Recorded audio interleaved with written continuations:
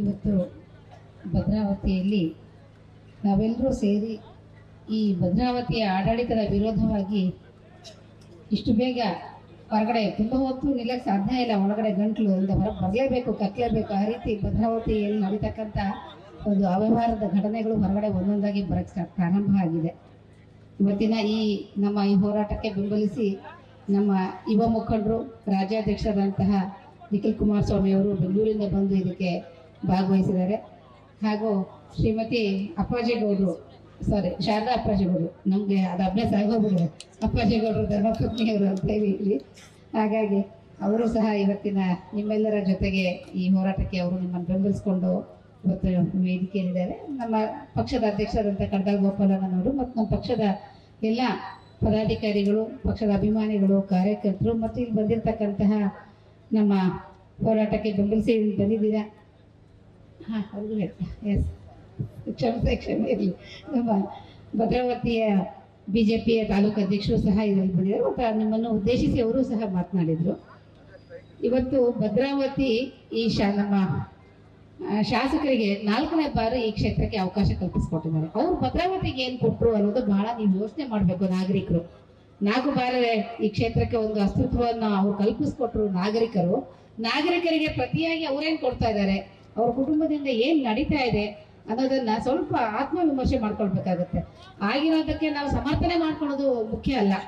ಆಗಿರ್ತಕ್ಕಂಥ ತಪ್ಪನ್ನು ಸುಧಾರಿಸ್ಕೊಂಡು ಮುಂದೆ ಹೋಗ್ತಕ್ಕಂಥದ್ದು ಪ್ರತಿಯೊಬ್ಬ ಮಾನವೀಯತೆ ಇರ್ತಕ್ಕಂಥ ವ್ಯಕ್ತಿಯ ಒಂದು ಜವಾಬ್ದಾರಿ ಅಂತ ನಾನು ಅನ್ಕೊಂಡಿದ್ದೀನಿ. ಅದನ್ನು ಈಗ ಆಗೋಗಿರೋದು ನಮ್ದಲ್ಲ ಅನ್ನೋದನ್ನ ಅಷ್ಟು ಸುಲಭ ಅಲ್ಲ. ಅವರು ಒಂದು ರೀತಿಯ ಬಂಡುತನದಲ್ಲಿ ಅವ್ರು ಮಾತನಾಡ್ತಿದ್ದಾರೆ, ಅಥವಾ ಪಾಪ ಅವರು ತಲೆ ತಗ್ಸ್ತಕ್ಕಂಥ ಕೆಲಸನೂ ಆಗಿದೆಯಲ್ಲೋ ಅವ್ರ ಮನಸ್ಸಲ್ಲಿ ಅನ್ಸ್ಕೊಂಡಿರ್ಬೋದು. ಆದ್ರೆ ಈ ರೀತಿಯ ಭದ್ರಾವತಿ ದಿನದಿಂದ ದಿನಕ್ಕೆ ಅದು ನಮ್ಮ ಪಕ್ಕದ ಕ್ಷೇತ್ರಕ್ಕೂ ಸಹ ಇವತ್ತು ಅದು ಬಂದ್ಬಿಟ್ಟಿದೆ. ನಾನು ಸಾಕಷ್ಟು ಬಾರಿ SP ಅವರಿಗೂ ಸಹ ಮಾತನಾಡಿದ್ದೀನಿ ಈ ವಿಚಾರದಲ್ಲಿ. ಈಗಾದ್ರೂ ಎಚ್ಚೆತ್ಕೊಂಡು ಆಡಳಿತ ಒಂದು ನಮ್ಮ ಪೊಲೀಸ್ ಇಲಾಖೆ ಸುಧಾರಿಸ್ಕೊಳ್ಬೇಕಾಗತ್ತೆ. ಈ ವಿಚಾರದಲ್ಲಿ ಬಹಳಷ್ಟು ಅವ್ಯವಹಾರಗಳ ಒಂದು ತಾಣ ಆಗೋಗಿದೆ. ಪಕ್ಕದ ನಮ್ಮ ಕ್ಷೇತ್ರ ಹೊಳೆಹೊನ್ನೂರಿಗೂ ಇದು ಆವರಿಸ್ಕೊಂಡಿದೆ. ಹಾಗಾಗಿ ನಮ್ಮ ನಮ್ಮ ಜಿಲ್ಲಾ ಉಸ್ತುವಾರಿ ಸಚಿವರು ಯೋಚನೆ ಮಾಡಬೇಕು. ಇವತ್ತು ಒಬ್ಬ ಹೆಣ್ಮಗಳಿಗೆ ಆಗಿರ್ತಕ್ಕಂಥದ್ದು ಯಾವ ರೀತಿ ಮಾತು ನಡೀತು ಏನು, ಈಗ ಅದ್ರ ಬಗ್ಗೆ ನಮ್ಮ ಪ್ರಸನ್ನ ಅವ್ರು ಹೇಳಿದ್ರು, ನಾವು ಬರ್ತೀವಿ ಅಲ್ಲಿ ಅವರು ಹೇಳಿ ಅನ್ನೋದನ್ನ. ಅದನ್ನು ಅವರು ಯೋಚನೆ ಮಾಡ್ಬೇಕಾಗತ್ತೆ. ಇದು ಎಷ್ಟು ಮಟ್ಟಿಗೆ ಸರಿ.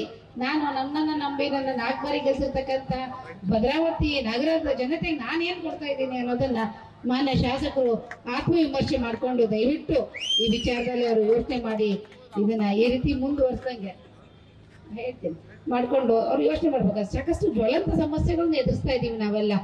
ಇಲ್ಲಿ ರೈತರ ಬದುಕಿಗೆ ನೆಮ್ಮದಿ ಇಲ್ಲ. ದಿನದಿಂದ ದಿನಕ್ಕೆ ಯಾರಿಗೆ ಯಾವತ್ತು ನೋಟಿಸ್ ಕೊಡ್ತಾರೋ, ಫಾರೆಸ್ಟ್ ಇಲಾಖೆಯವರು ಎಲ್ಲಿ ಬಂದು ಪಿಲ್ಲರ್ ಹಾಕ್ತಾರೋ ಮಧ್ಯದಲ್ಲಿ ನಮ್ಮ ಭೂಮಿಯಲ್ಲಿ ಅನ್ನೋ ರೀತಿ ಯೋಜನೆಗಳು ಜನರು ಆತಂಕದಲ್ಲಿದ್ದಾಗ ಅಂತ ಸಮಸ್ಯೆಗಳಿಗೆ ಅವ್ರು ದಯವಿಟ್ಟು ಶಾಸಕರು, ಪಕ್ಕದ ಕ್ಷೇತ್ರದವ್ರು, ನಾವು ಶಾಸಕರು ನಮ್ಮ ಜೊತೆ ಕೈ ಜೋಡಿಸ್ಲಿ.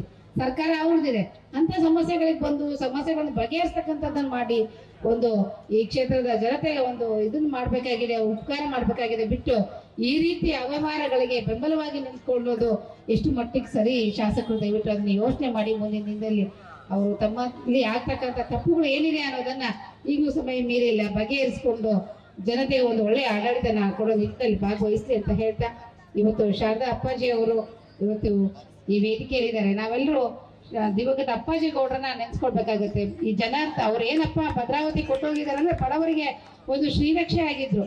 ಆ ಬಡ ಜನತೆಯ ಶ್ರೀರಕ್ಷಣೆ ಇವತ್ತು ಅವರ ಕುಟುಂಬದ ಜೊತೆಗೆ ಸದಾ ಇದ್ದಾರೆ. ಅವರೆಲ್ಲೂ ಹೋಗಿಲ್ಲ ಈಗಲೂ ಸಹ. ಅದನ್ನ ಇವತ್ತು ನಮ್ಮೆಲ್ಲರನ್ನು ಬೆಂಬಲಿಸಿ ಇವತ್ತು ನಮ್ಮ ನಿಖಿಲ್ ಅವರು ಯುವ ಮುಖಂಡರು ಅವರು ಸಹ ಬಂದು ಭಾಗವಹಿಸಿದ್ದಾರೆ.